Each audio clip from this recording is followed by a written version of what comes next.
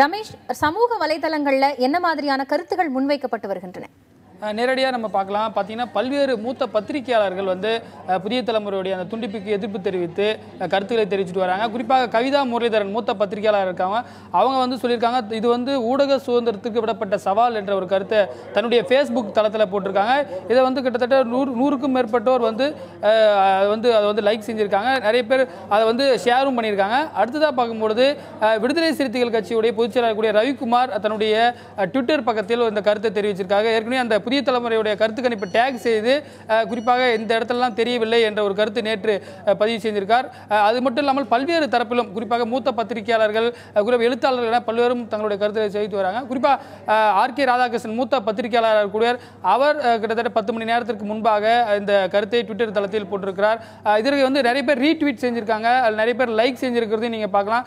சில பேர் அதற்கான கருத்துக்களை ஊடக சுதந்திரத்துக்கு எதிரான ஒரு விஷயம் அப்படின்றதையும் சொல்லியிருக்காங்க. அதே போல நம்ம பார்க்கும்பொழுது பத்ரி சேதாத்ரி அவர் ஒரு எழுத்தாளர். அவரும் குறிப்பாக அந்த அரசு கேபிள் இருந்து எடுக்கப்பட்டது குறித்து தன்னுடைய ட்விட்டர் பக்கத்தினுடைய ஃபேஸ்புக் பக்கத்திலேயே போட்டிருக்காரு. அது மட்டும் பார்த்தீங்கன்னா நியூஸ் மினிட் என்ற ஒரு பிரபல வெப்சைட்டு, அந்த வெப்சைட்டில் குறிப்பாக நம்ம புதிய தலைமுறை வெளியிட்ட அந்த கருத்தை போட்டு அது பிளாக் செஞ்சுருக்காங்க அப்படின்ற ஒரு கருத்தையும் போட்டிருக்காங்க.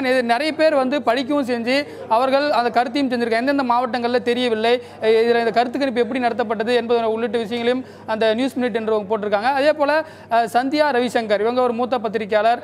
அவங்களும் குறிப்பாக இந்த புதிய தலைமுறை பல இடங்களில் துண்டிப்பு செய்யப்பட்டதற்கு எதிர்ப்பு தெரிவித்து தன்னுடைய ட்விட்டர் கருத்து தெரிவிச்சிருக்காங்க. அதே போல மூத்த பத்திரிகையாளர் கூடிய தன்யா ராஜேந்திரன் அவங்க நியூஸ் மினிட்டுடைய ஆசிரியராகவும் இருக்காங்க.